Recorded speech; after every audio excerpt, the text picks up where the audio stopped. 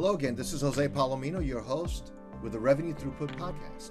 And our guest today is Cheryl Beth Kuchler, CEO and founder of the CEO Think Tank. Cheryl Beth works exclusively with owner-operators, family businesses, people who are in the trenches, making things happen in their small businesses, small to mid-sized businesses. So we're very much looking forward to talking to Cheryl Beth as she explains and really helps us understand some of those key transition points, the prioritization that owners need to have to make success happen. So without further ado, let's meet Cheryl Beth. And welcome, Cheryl, to the Revenue Throughput Podcast. Thank you, Jose. It is a pleasure to be here and to see you again. Yeah, absolutely. Absolutely. It's been an interesting year. I think we can say it that way. Yes. So Cheryl, for our listeners, maybe to just give a little context, just tell us a little bit about what you do and who you work with. Yeah, so I'm the founder and president, and yes, it is my company of CEOThinkTank. We work with small and small mid-market enlightened leaders, entrepreneurs who actually want to grow. They just don't want to grow. They want to grow profitably, sustainably, robustly, and create more valuable companies and do good work in the world. And we help them by giving them a community and a curriculum and resources to do that.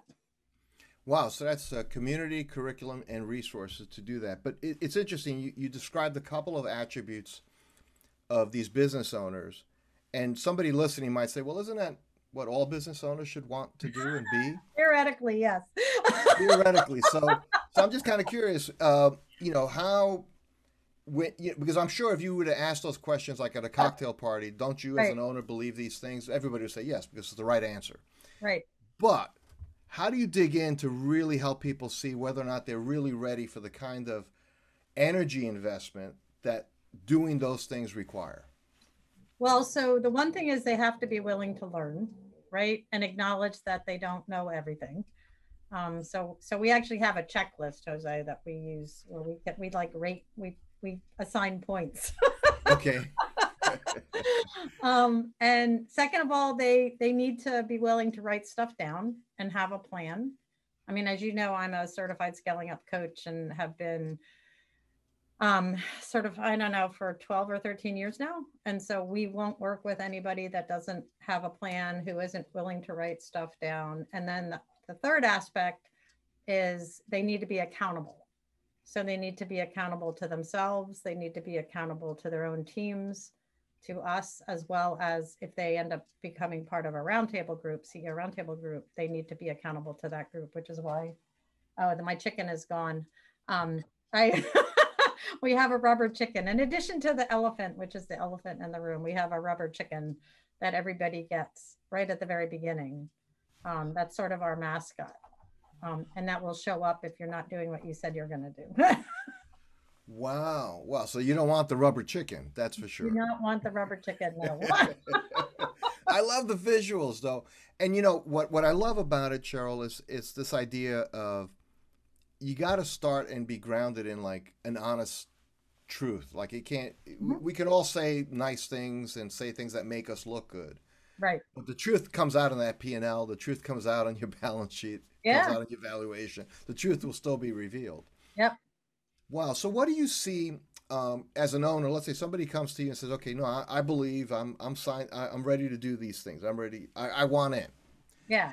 And what is probably do you see as the most common upfront challenges they will face stepping into that, like this world of accountability, this world of writing things down? If they haven't really been that person up till now, but they want to, they really, really want to. What's the big challenge for them? Is it their team? Is it themselves? Is it their family? Yeah, I mean, it's probably, well, because you work with them, right? So, I mean, obviously it's themselves, right? Because they've got to be sort of willing to confront their own devils, as it were. But it's also going to mean that they have to make some difficult decisions, right? I mean, we always say running a small company. I always equate running in a small company to the third hardest thing to do. Like, I think it's really hard to be married or to be in a significant relationship and stay married and have a healthy relationship. I think it's really hard to raise kids. and not do too much damage to them. And I think it's really hard to run a company. It's like, it's very simple, right? As again, the principles are pretty simple, but they're not easy to apply. And so it's the execution part that I think they struggle with the most. And then it's also acknowledging that the people that are on their team may not be the right people to. So let's dig in on that a little bit because I've seen this, especially in family-led businesses, Yeah. where sometimes some of those people are family, like literally. Right, exactly. And so we do an assessment, right? It's Yep. similar, to kind of things you do, and I'll sit down with an owner and say, okay, it turns out that the person who you're most requiring to do their job at this high level Mhm. just is, I say it as delicately as possible because it may be a very close family, but it's Right, basically you're asking a bear to be a ballerina, right, right? So it's not, it kind of look interesting, but it's not that pretty. right. So how do you have Like that that. conversation? How do you help them see that and embrace the necessary change? Yeah. Well, I mean, part of it is getting them to, like, one of the tools that we like to use from Vern Harnish's book is a functional accountability chart, right? And sort of working at it from backwards, as it were, like saying, well, what are the functions that every organization needs, right? Operations and finance and all that type of thing. What are the KPIs that they would be accountable for that function? And then who's currently in that role? And do the accountabilities match, right? Does this person have the capability or the skill set to actually manage the finances or manage the operation based on what you just said is required for the business? And so it's trying to disassociate who's currently in those roles from what the business really requires in order to be successful, and not making it about bad. It's not finger painting, it's not finger pointing. It's simply, this is what the business requires in order to be successful. And in a family business, you can certainly, I mean, we work with a couple of family businesses. You make compromises. Like, so you may not get the best bookkeeper because Right. it's family, and the CEO may be willing to live with that. Right, but I think calling out the fact that that is therefore it used to be an unconscious decision. Now it's like, right, exactly. It's a conscious compromise. Right. So now is this really if this is what you're signing up for, then that's your choice. But here are the consequences of that, right? Of not Yep. having the right person let's say leading sales or Yep. leading production and so on. Yeah. Yeah, and because sometimes with owner-led businesses, they are thinking about Thanksgiving.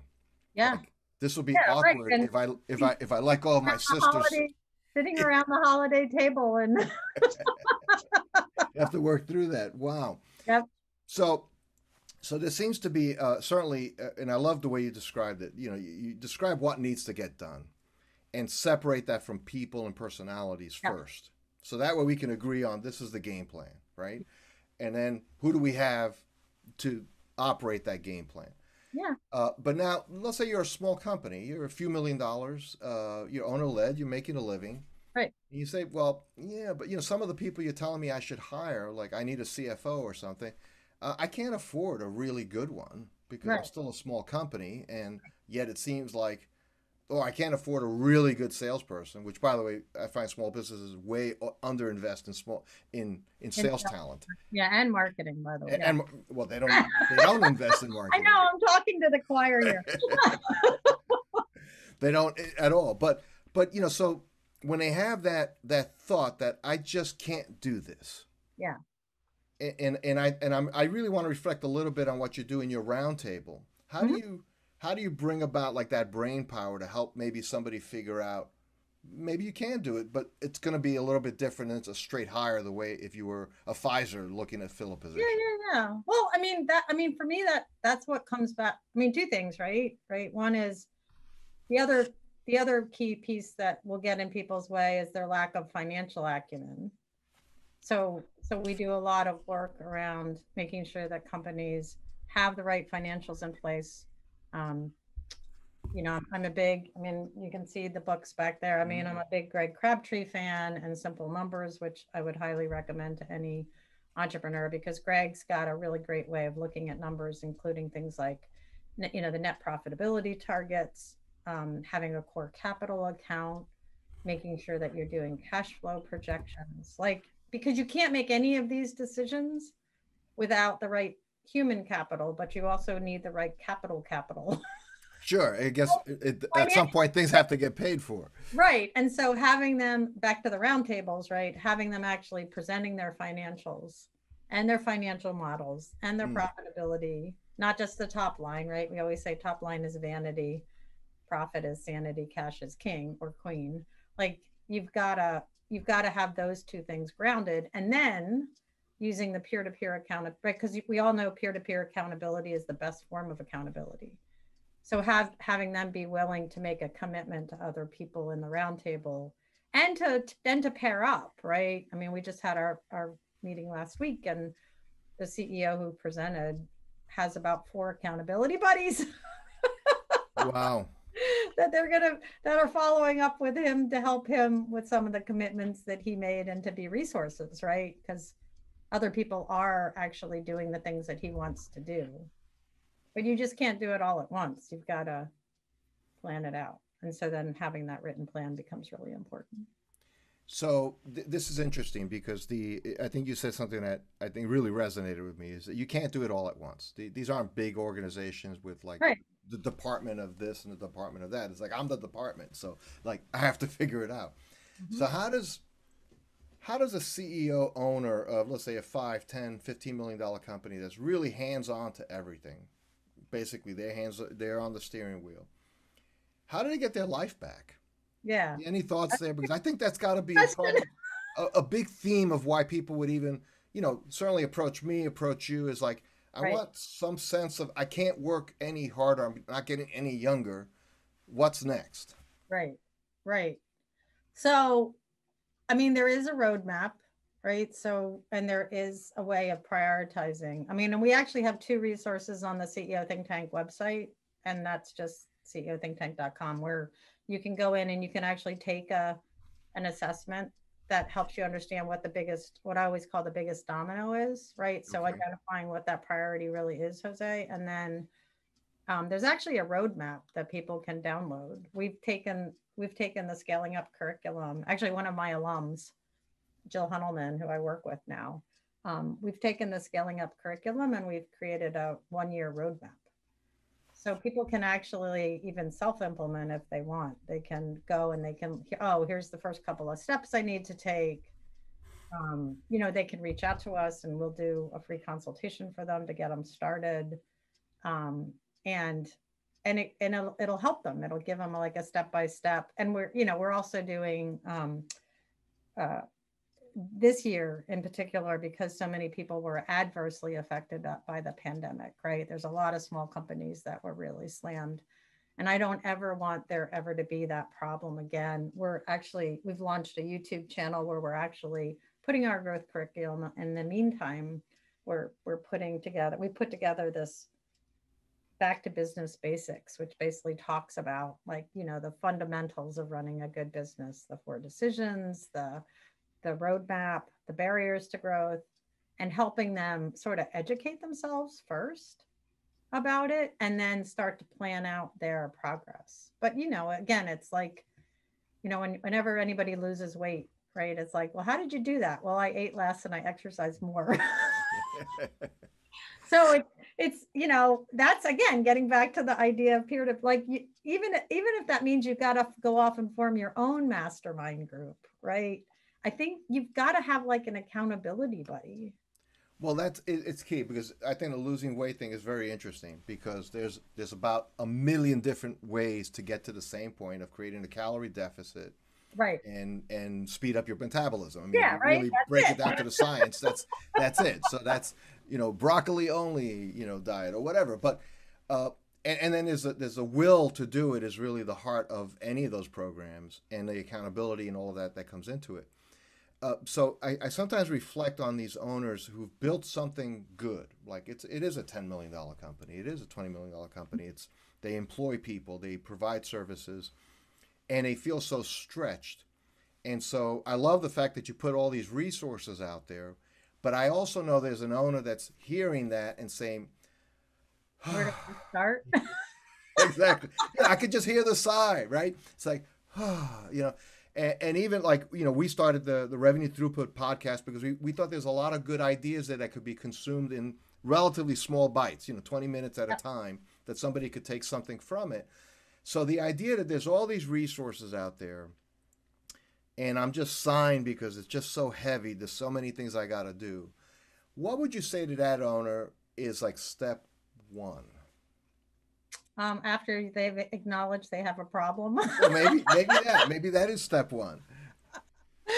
I mean, honestly, is go start doing, I would have them read the first chapter of Scaling Up, because honestly, I mean, Scaling Up is a reference manual, but the first chapter is pretty straightforward about here's the 4 decisions, here's what you need to think about. And then I encourage them to go interview coaches. I mean, there's easily 200 Scaling Up coaches. There's a whole bunch of other coaches. Go find somebody that you trust, that you like, that the chemistry's right, that is reputable, and go do a dating period with them. Like that's our work. Like I always say, when we start working with somebody, usually they've decided that they want to use Scaling Up as an operating system because it's more robust. They know they want a coach, but they're not sure what. I mean, we do a 6-month engagement where they can get out at any time, which is basically a date. Mm-hmm. And our commitment is that we'll have them put the plan together. I mean, the other chapter they could take a look at is chapter 8, because that will help them to start putting their 1-page plan together. And you can't really do anything without that. In my world, you can't do anything without that plan, Jose. Like I know, like I'll probably sound like a broken record, but that's my belief. But first of all, I would totally agree with you that without a sense of a plan, like you need a game plan. You need to say what is the thing you're going to change. Right. And similar to you, I always tell people, like, there's probably, once we look at things, if we do a diagnostic and so on, we tend to focus on diagnostic from the revenue side. Just because that's often when we encounter somebody that's saying, I've plateaued or I've started shrinking, so I'm scared, right? They're just scared that the business going in the wrong direction. They don't know what to do about that, right? They don't. But we say the first thing is you have to realize, and I think you alluded to it in one of your earlier comments, Cheryl, is there's going to be a lot of red lights on the dashboard once you take a look at it. So you're afraid to look at it. It's almost like, okay, if I don't look at it, the monster's not really under the bed, right? Not there. Right, exactly. Yes. But then we say, but then you just have to work on one red dot. Like, and there's probably ways to look at it. And, your process, you point out the one red dot you got to focus on first. We do something similar. But the idea is you can change one thing. And then we worry about changing the next thing and the next thing, and then reevaluate. And, it's a constant process, but it's a mindset. And I think, and I hear this in what you help owners with is, and I think you'd agree with this, is you can make these changes. Like it's doable, right? Yeah. And you've been doing this, you said, for 12 years. You've track record of success. 20 years in the small. I mean, we've been running roundtable groups for 20 years. 20 years. So there you go. Right. So, you've seen it coming and going. And I guess maybe just in kind of landing the plane a little bit here is, if I'm an owner listening to this podcast and thinking, boy, there's just so much I have to work on. The pandemic really wreaked havoc with our supply chain. It's all a mess and so on. What's one thing they can do? And you mentioned perhaps an assessment on your site. What's one thing they could do on CEOThinkTank.com that you'd say, if you do that one thing, you're going to get some level of clarity that you didn't have before that?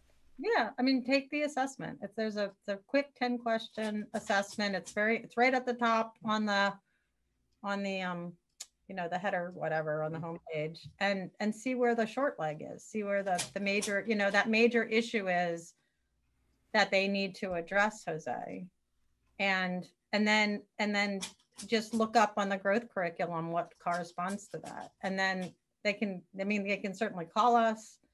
But again, I would do some research. I would have them reach out to some folks, and we're happy to give them direction too. We're happy to get on a phone call or just a Zoom call and just say, hey, let's have a conversation and point you in the right direction and point them to some resources. And you know what's exciting to me about hearing you say that, Cheryl, just as I've gone on and had many of these different types of interviews, Mhm. there's some incredible people out there ready to help business owners Yeah, be successful. yeah, And so a business owner isn't alone, and it's up to them to they have to like pick a system. It's like you talk about the weight loss. Okay, pick one. You know, any of them can work more or right. less. Just pick one and stick to it, and that's a start. And I And love that you say it's a dating thing first. well, and they can also like we're the other thing that we do is we're pretty fully transparent. So any of the businesses that are on our blog site, if they check out our blog site that have used scaling up, they can reach out to them. I mean, any one of our clients or former clients would. I mean, that's actually what one of our clients, DMI Partners, did. They knew that they wanted to grow. They knew that they didn't know everything. They said, you know what, in order to grow, we're going to go find the right partner, the right coach to work with. They talked to some of their friends, right? And they said, you really want to use scaling up. It's a really robust operating system. And then they went and they looked for a couple of scaling up coaches. They went to our website and then they interviewed some folks. And within 30, 60 days, they had said, we want to work with you. And they're blowing it out of the water this year. I mean, Wow, I wow. mean, So really, really blowing it out of the water. So that, that sort of deliberate, deliberate process. And I can't say enough about, I mean, even behavioral science, like all the work in neuroscience now, a lot, it says that the best way to start changing your behavior is to find a couple other people that have already changed theirs okay, and sure. and copy them. Well, we also know the opposite is actually true, right? The old adage that bad company corrupts good morals, right? Yes, So yes, like, yes. Right. You got to choose the people you want to hang out with. right, absolutely, that you will mirror them whether you know it or not. That's fantastic. Well, Cheryl, thanks again so much for sharing with our listeners some real insights here. I think some things that can really give encouragement to anybody hearing this says I can make change happen. And again, the best place for them to learn more about you, your work, would be CEOThinkTank.com. That's it. Yep. All right, fantastic. Cheryl, thanks again. Really appreciate it. Absolutely.